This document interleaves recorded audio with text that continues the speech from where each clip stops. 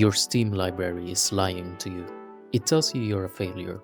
It feels less like a fun collection and more like a graveyard of good intentions, haunted by the ghosts of games you swore you'd play. Every unplayed title is a tiny monument to your wasted money, and the guilt of not playing them is just exhausting. But what if I told you that entire feeling is a trap? And that by changing one simple perspective, we can turn this wall of shame back into a library of joy. That pit in your stomach when you look at your massive list of unplayed games, it's a super common feeling. It's a mix of anxiety, a little buyer's remorse, and straight up burnout that so many of us gamers feel. I used to see a game on sale and think, oh, I'll definitely get to that one day. Next thing I knew, my library wasn't a collection of fun possibilities anymore. It was a giant, stressful to-do list. But here's the thing. The problem isn't you. It's the ecosystem that we're all in. Digital stores make buying games instant and cheap, playing on our fear of missing out or FOMO. Then you've got subscription services and free giveaways bloating your library without you even trying. We end up treating our hobby like an obligation. That pressure, combined with a sea of choices, often leads to choice paralysis. You stare at 100 great options and end up playing nothing because the pressure to pick the right one always feels too high.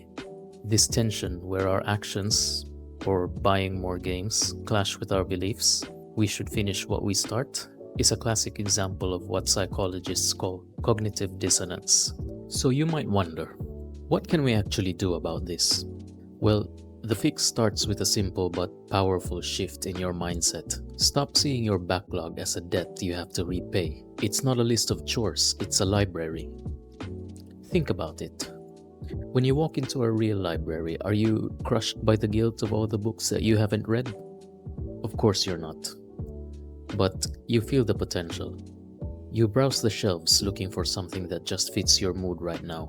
Your Steam library should feel exactly the same way. It's a curated collection of experiences waiting for the right moment. And this is the most important part. You don't owe your backlog a thing. You have permission to ignore games. You have permission to try a game for an hour, decide if it's for you or not for you, and move on, completely guilt-free. And you absolutely have permission to uninstall or hide a game that you know deep down you're never going to play. Buying that game might have been an act of supporting a developer at a time or simply grabbing a cool-looking possibility for later. There's value in that even if you never launch it. The goal isn't to clear everything, it's to make gaming feel fun again. Once you start thinking of it as a library, you can start organizing it to be less of an overwhelming mess and more of a browsable collection. Steam has some fantastic tools for this, especially collections. Instead of one intimidating list, you can curate your own digital shelves. First, try making a few status-based collections. Creating a dynamic collection for unplayed games, which automatically pulls in anything with zero playtime. Though it's not always perfect, as a quick launch can sometimes mess with the tracking. Then create a manual collection called Playing or Up Next. This is the game changer. This becomes your active queue, the small curated shelf at the front of your library that you're actually choosing from. This is your secret weapon against choice paralysis. From there, get creative.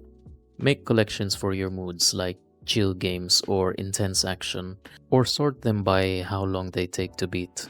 The point is to shape your library so you can find something that fits the time and energy that you have right now.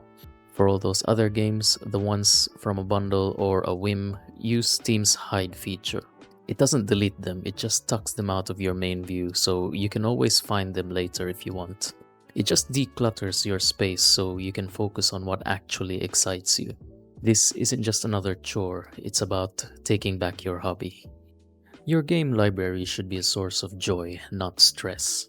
It's not a measure of your failures or a receipt for your regrets. It's a personal collection of adventures, a library of worlds just waiting for you to be ready. Letting go of that pressure to complete it all and embracing the freedom to play what you want, when you want, That's the key to remembering why this is supposed to be fun in the first place. If this helped you look at your own backlog a little differently, feel free to drop a like and subscribe for more.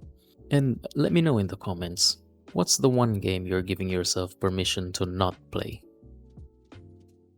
Okay guys, let's free ourselves from this guilt trip together. Thanks for watching and I'll see you in the next one.